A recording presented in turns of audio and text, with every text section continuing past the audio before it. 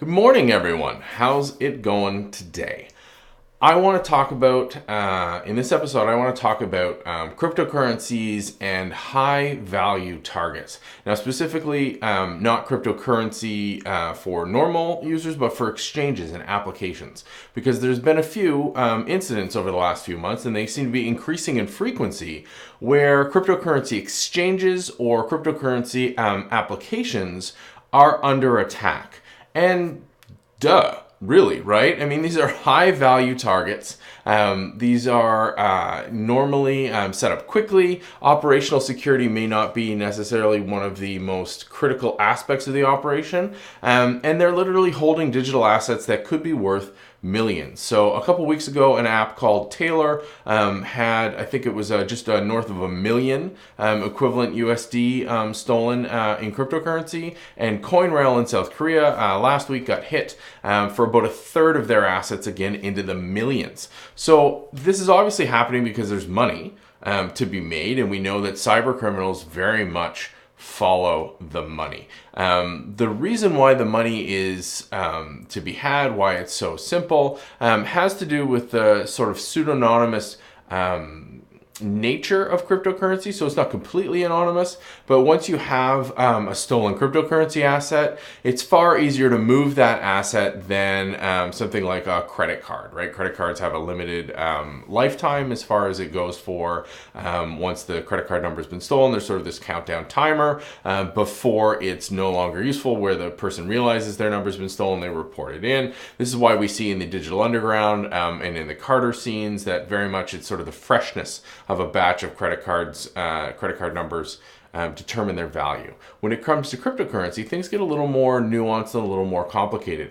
Because of the unknown legal nature of cryptocurrencies in most countries, and I'll link to a fantastic talk for the Canadian perspective given by Anna Manley out in Atlantic, Canada. She gave a fantastic example of walking through the legal nature of cryptocurrency, at least within Canada, and it's similar in other jurisdictions, of whether it's a security, whether it's property, or whether it's actually a currency. And while that doesn't seem like it's important, it absolutely is when it comes to the legal nature of these devices, as well as the crimes for stealing them and prosecuting them, and the focus that law enforcement will put on the theft of these kinds of assets.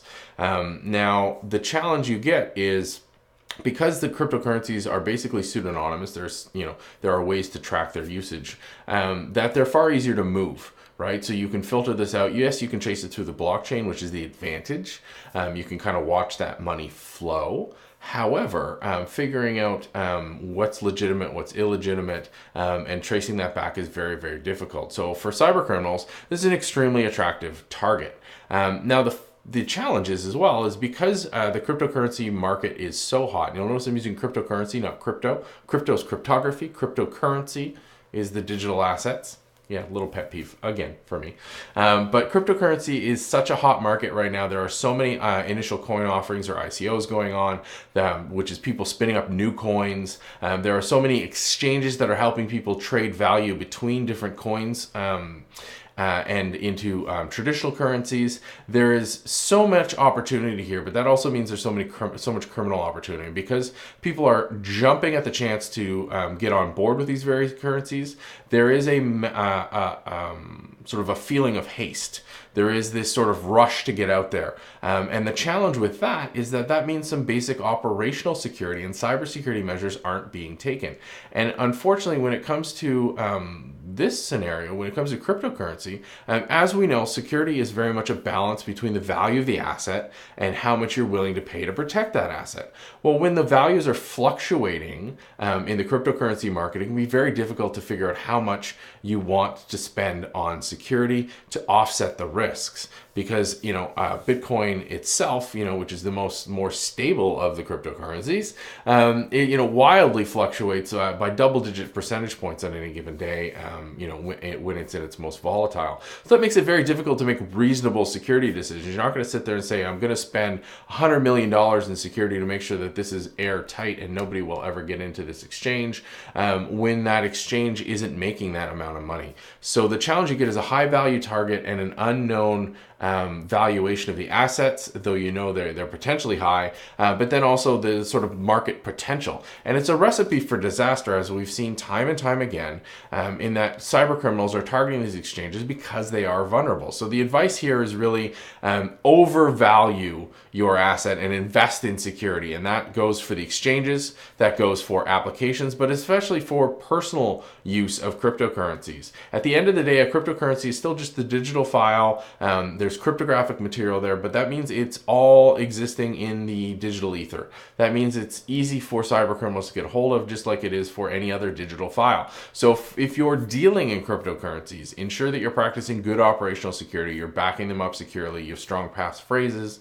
you're encrypting your drives at rest, you're not exposing things needlessly, you're not hosting or saving all your cryptocurrency also on a server exposed to the internet, and this kind of thing. Reduce your attack surface, and that goes doubly, triply, 10 times so for cryptocurrencies, because we're not going to see any reduction in attacks against these assets because they are really high value. And whether they currently have value, it's that speculative potential value that the attackers are putting against these cryptocurrencies that defenders need to take into account. So you need to invest even more in your security and operational security, which includes not just products, but people and process, to ensure that you have a stable business, that you have a stable exchange, that you have a stable part of the cryptocurrency market.